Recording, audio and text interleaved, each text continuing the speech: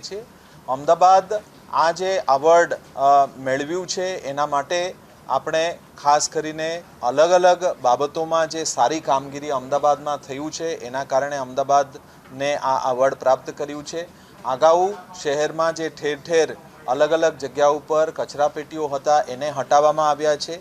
અગાઉ જે door to door વ્હીકલનું સંખ્યા 1150 હતી એને 1800થી વધારે કરવામાં આવ્યું છે। શહેરમાં અલગ અલગ waste processing plant, dry waste અને વેટ વેસ્ટમાં અલગ અલગ પ્રોસેસિંગ પ્લાન્ટ્સ નાખીને કચરામાંથી કંચન કેવી રીતે થાય એના માટે વ્યવસ્થા તંત્ર કરવામાં આવ્યું છે।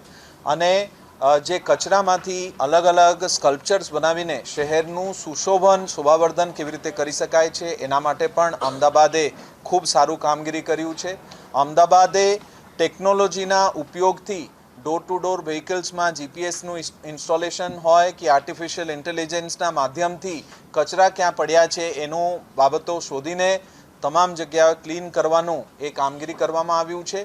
અમદાવાદને ODA++નું સર્ટિફિકેટ મેળવ્યા છે, વોટર પ્લસનું સર્ટિફિકેટ મેળવ્યા છે, ગાર્બેજ ફ્રી સિટીનું સર્ટિફિકેટ મેળવ્યા છે અને સ્વચ્છ સર્વેક્ષણમાં દેખીતી રીતે જે રેસિડેન્શિયલ એરિયા અને કોમર્શિયલ એરિયામાં જે સફાઈ છે એ સફાઈનું દરરોજ સવારે અમદાવાદ કોર્પોરેશનના અધિકારીશ્રીઓ પદાધિકારીશ્રીઓ દ્વારા અલગ અલગ જે વિઝિટ હોય છે એમાં નિરીક્ષણ કરીને કામગીરી કરવામાં આવ્યું છે અને એના કારણે આ તમામ બાબતોના કારણે અમદાવાદને આ ગૌરવ પ્રાપ્ત થયું છે।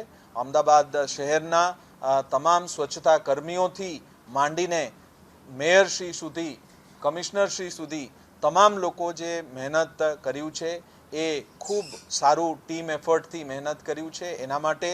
અને અમદાવાદના નાગરિકોનું દરરોજનું જે સ્વચ્છતાનું આગ્રહી થયા છે એના માટે આપણને ખાસ કરીને આ એવોર્ડ મેળવ્યું છે।